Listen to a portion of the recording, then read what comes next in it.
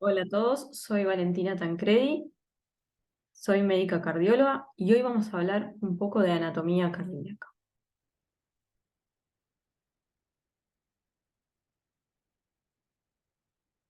Bueno, si recordamos un poco la anatomía, el corazón se encuentra dentro de la cavidad torácica. El tórax tiene tres grandes cavidades, dos pleurales y una mediastínica. En el mediastino es justamente donde se ubica el corazón. Para repasar los límites del mediastino, recordamos que el límite superior es la primer costilla, el límite inferior es el diafragma, el límite posterior es la columna vertebral y el anterior es el esternón. A su vez, el mediastino se divide en superior e inferior en base a la emergencia de los grandes vasos. El corazón se encuentra específicamente en el mediastino inferior, específicamente en el medio, porque a su vez el inferior lo dividimos en anterior, medio y posterior.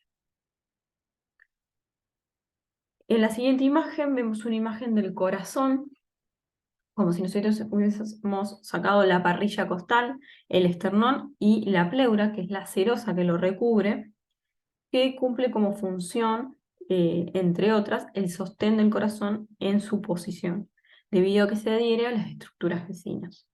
Otras estructuras que le dan sostén al corazón son la emergencia de los grandes vasos. En cuanto a su configuración externa, el corazón tiene forma de cono invertido, ¿sí? En donde la base está superior y el ápex está inferior. El ápex está compuesto principalmente por el ventrículo izquierdo y la base por las aurículas, que ahora la vamos a ver más en detalle. A su vez tiene tres caras: la cara externo-costal, que es la que estamos viendo ahora, la cara anterolateral o pulmonar, que sería de este lado, y la cara posterior-inferior o diafragmática, que necesitaríamos levantar la punta del corazón para verla más específicamente. En cuanto a la posición del corazón dentro del tórax, está de forma oblicua, haciendo que la base del corazón, que está superior, esté más hacia la derecha y hacia arriba y posterior. Y la base del corazón va apuntando hacia adelante, a la izquierda y hacia abajo. Es por eso que a la palpación nosotros podemos palpar el choque de la punta en el quinto espacio intercostal, línea hemiclavicular. Bueno, vamos a hablar, como dijimos, de la base y el ápex. El ápex, ya dijimos, está formado por el ventrículo izquierdo y la base por la aurícula derecha y la aurícula izquierda, que en esta vista está tapada por la orejuela y por la emergencia de los grandes vasos. Es por eso que tenemos que ver una visión posterior para identificar bien la base. Acá identificamos la aurícula derecha. ¿Por qué? Porque ingresan ambas venas cavas, tanto inferior como superior, y la aurícula izquierda, donde están las venas pulmonares superiores e inferiores. Y además está delimitado, está compuesto por dos surcos: el surco interauricular y el surco terminal. Que esto tiene que ver con estructuras internas que después ya vamos a ver. En cuanto a la cara externo-costal del corazón, está principalmente formada por el ventrículo derecho anterior y parte del ventrículo izquierdo. A su vez, tiene dos surcos: el aurículo ventricular, que divide la aurícula derecha del ventrículo derecho, y el surco interventricular anterior, que divide el ventrículo derecho del ventrículo izquierdo. También otra estructura que podemos encontrar en la cara externocostal es el cono arterioso, que después ya vamos a ver que forma parte del ventrículo derecho, que corresponde al infundíbulo. Y en cuanto a las caras restantes, que era la cara lateral o pulmonar del corazón, la encontramos en esta imagen. Acá lo que vemos en esta estrella celeste de arriba es el ventrículo derecho, que pertenece a la cara externocostal que veíamos recién. El surco interventricular anterior y parte del ventrículo izquierdo, que formaba parte de la cara externocostal. Esta parte del ventrículo izquierdo forma la cara pulmonar o lateral, que es la que se apoya sobre el pulmón izquierdo y le da esa impronta que nosotros vemos en la placa de tórax, que parece como que le falta una parte al pulmón izquierdo. Después, lo que marqué acá, bueno, esta estrella sería la parte del ventrículo izquierdo que se corresponde, digamos, a esa cara lateral. Y lo que vemos más acá abajo es el surco interventricular posterior, parte del ventrículo derecho, la parte posterior sería, y parte del ventrículo izquierdo. Esta vendría a ser la cara inferior o diafragmática, que como vemos acá, está levantada con una pinza porque esto iría apoyado sobre el diafragma. ¿Sí? Entonces, esta cara está formada 50% por el ventrículo izquierdo y 50% por el ventrículo derecho. Esta vista es mucho más eh, representativa de la cara inferior o diafragmática.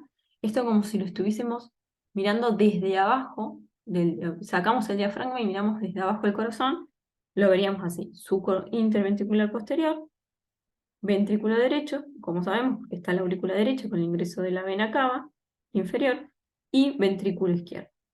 ¿Sí? Esto es más o menos lo que es la configuración externa del corazón.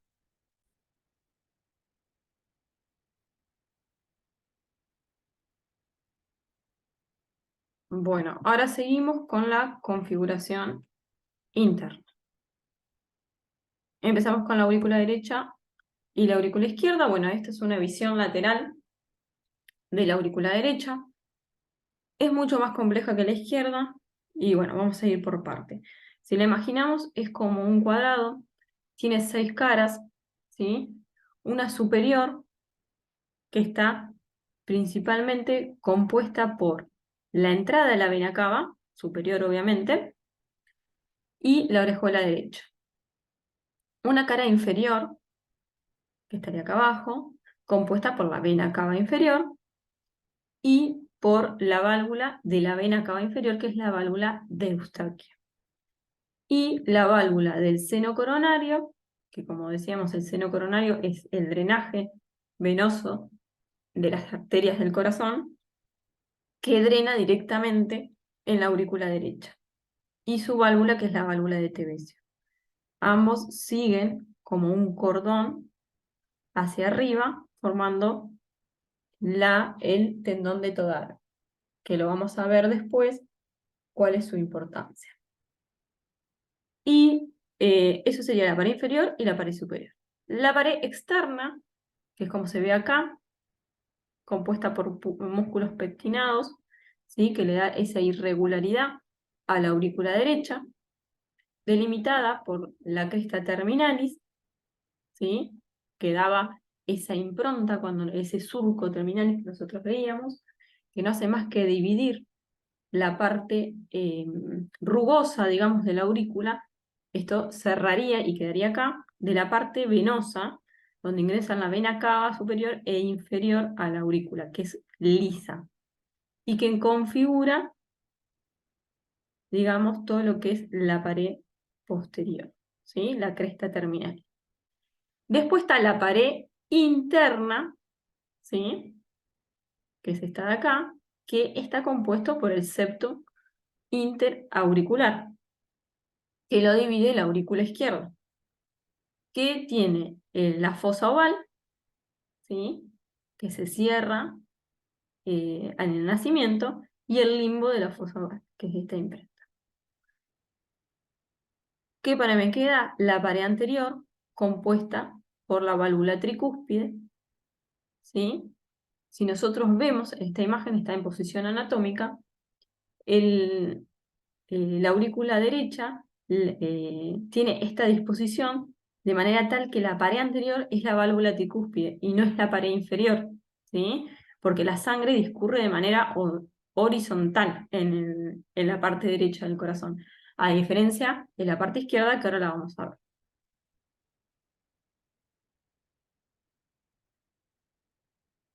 Hoy hablábamos del tendón de Todaro, que era la continuación de las válvulas de Eustaquio. Y decíamos que esto tenía importancia. ¿Por qué? Porque es uno de los límites, específicamente el límite posterior, del triángulo de Koch. ¿Y por qué es importante el triángulo de Koch? Porque en su interior se encuentra el nodo AB y el istmo cabo tricuspidio, que es importante para el tratamiento de la fibrilación auricular porque es donde se origina principalmente las arritmias, tanto la FA como la LT. Y eso les va a servir cuando roten por electrofisiología. Entonces, el tendón de Torado forma la pared posterior del triángulo de Koch que alberga estas dos estructuras. La pared anterior la forma la inserción de la válvula septal tricuspidia y la base sería el seno coronario o la válvula de Tevesio, ¿sí? Que sería acá. Acá tenemos una imagen mucho más anatómica de un preparado cadavérico de los límites, ¿sí? Tendón de Todaro, seno coronario, válvula de Tevesio y válvula tricúspide, ¿sí? Acá mismo se alberga, digamos, el nodo AB y el istmo cabo tricúspide. Bueno, la aurícula izquierda es mucho menos compleja. Saber que sí la pared inferior la forma la válvula mitral, que acá en esta imagen está cortada, por eso es que no se ve la válvula mitral. La pared posterior es lisa, ¿sí? Una pared lisa, a diferencia de la pared externa que era de la aurícula derecha, que era toda con músculos pectíneos e irregular. La aurícula izquierda tiene muy poco músculo pectíneo. Después está la pared externa, que acá tampoco se observa, pero empieza a formar principalmente lo que es la orejuela izquierda. Está la pared superior, acá decíamos que estaba la inferior, que era la válvula tricúspide, bicúspide, perdón, y acá estaría la pared superior, que está formada por las venas pulmonares, ¿sí? Superiores, izquierda y derecha. Y después nos queda la pared interna, que está compuesta por el septo interauricular y la fosa oval, igual que la derecha, y la pared anterior, que estaría acá, ¿sí? Formada por la protuberancia aórtica y pulmonar, que es donde se insertaría, digamos, eh, que por detrás, digamos, está la aorta y la pulmonar y le dan un impronta. Bueno, muy bien. Hasta ahí hicimos configuración externa, configuración interna de las aurículas y ahora seguimos con la configuración interna, pero en este caso de los ventrículos.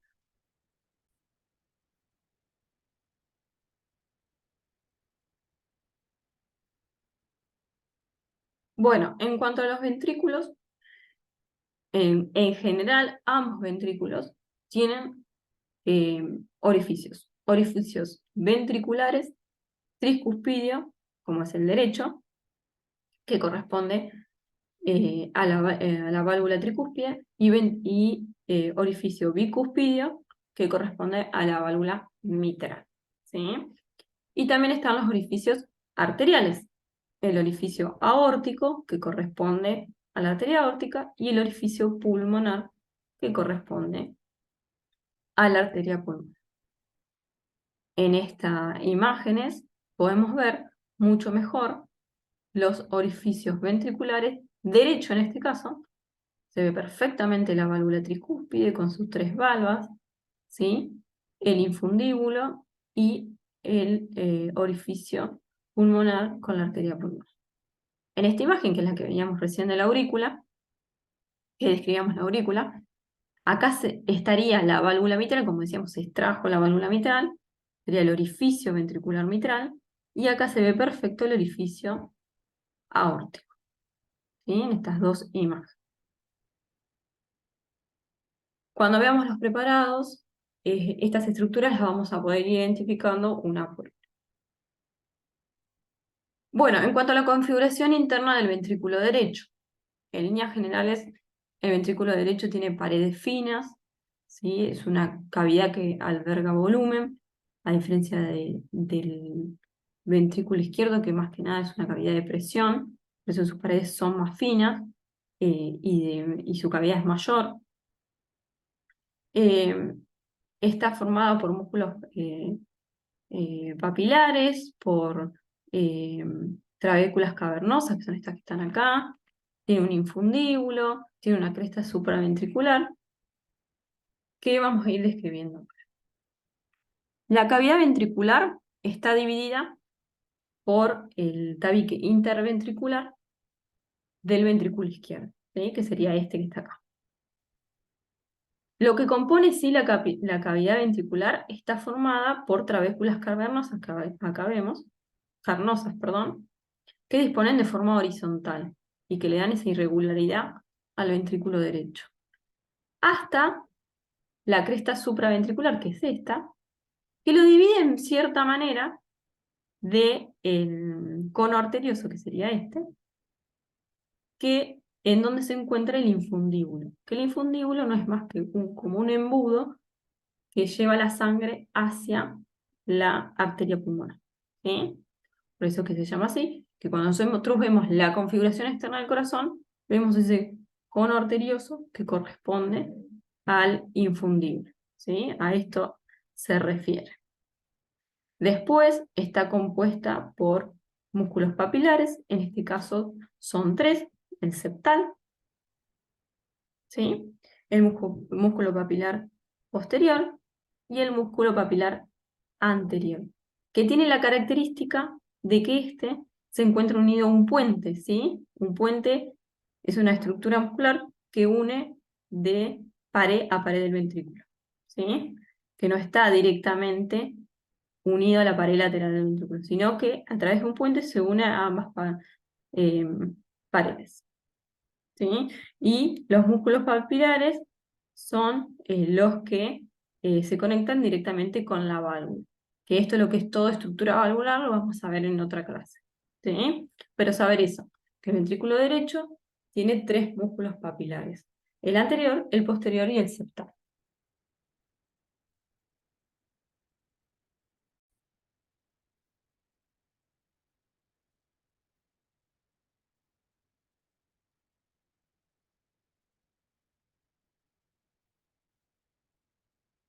Bueno, y en cuanto al ventrículo izquierdo, que es mucho menos complejo, el ventrículo izquierdo, como vemos, tiene su pared muscular mucho más gruesa, es una cavidad de presión, ¿sí?